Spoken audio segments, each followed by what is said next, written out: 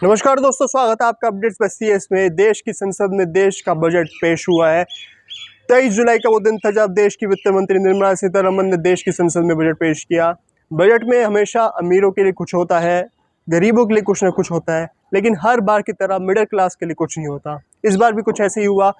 कुछ चेंजेस हुए हैं बजट में, कुछ चीज़ें सस्ती हुई हैं, कुछ चीज़ें महंगी हुई हैं। आइए जानते हैं वो क्या चेंजेस थे। आपको बता दूं कि नया टैक्स रिजीम आया है। सबसे पहली बात तो ये है कि अगर आपकी इनकम 3 लाख से कम है तो आपको कोई टैक्स नहीं देना पड़ेगा। अगर आपकी इनकम 3 से 7 लाख के बीच में है तो आपको 5% टैक्स देना होगा।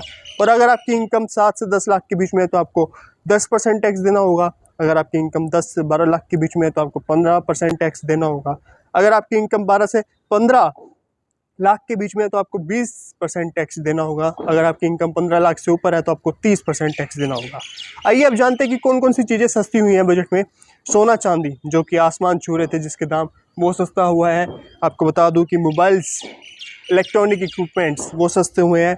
कैंसर जैसी खतरनाक बीमारी की जो दवाइयाँ हैं वो सस्ती हुई है। एक्सरे इक्विपमेंट सस्ते हुए हैं। ये मोटी मोटी चीज़ें मैं आपको बता रहा हूँ, इन डिटेल तो काफ़ी चीज़ें हैं। कॉस्ट, अब जो चीज़ें महंगी हुई हैं अगर मैं आपको वो बताऊं तो वो प्लास्टिक की चीज़ें, यानी कि जो हमने पहले भी सुना है कि प्लास्टिक से वातावरण को जो नुकसान होता है, वैसे चीज़ों को महंगा कर दिया गया है। टेलीकॉम इक्विपमेंट्स भी महंगे हुए हैं। और इस बार का जो बजट है वो देश के लिए कम, कुर्सी बजाने के लिए ज़्यादा लग रहा है, ऐसा विपक्षी नेता कह रहे हैं। क्योंकि आपको बता दें कि एनडीए की जो गवर्नमेंट है वो एक कोलिजन गवर्नमेंट है। इस बार बीजेपी पूर्ण बहुमत नहीं ला पाई है, तो इसलिए आंध्र प्रदेश और बिहार को सबसे ज़्यादा बजट अलॉट हुआ है। आपको बता दूं कि 15,000 करोड़ रुपए आंध्र प्रदेश स्टेट को दिए गए हैं और बिहार को तो इससे भी ज़्यादा दिए गए हैं। 26,000 करोड़ रुपए बिहार को दिए गए हैं।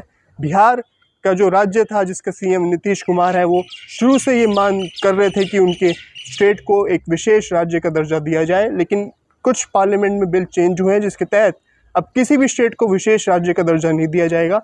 तो उनकी ये मांग थी कि अगर विशेष राज्य का दर्जा नहीं दे रही सरकार तो कम से कम कुछ स्पेशल अलॉटमेंट बजट में, कुछ स्पेशल चीज़ें दें उनको जिनसे वो अपने प्रदेश में प्रगति करें, उनका प्रदेश, उनके प्रदेश के लोग खुश हो।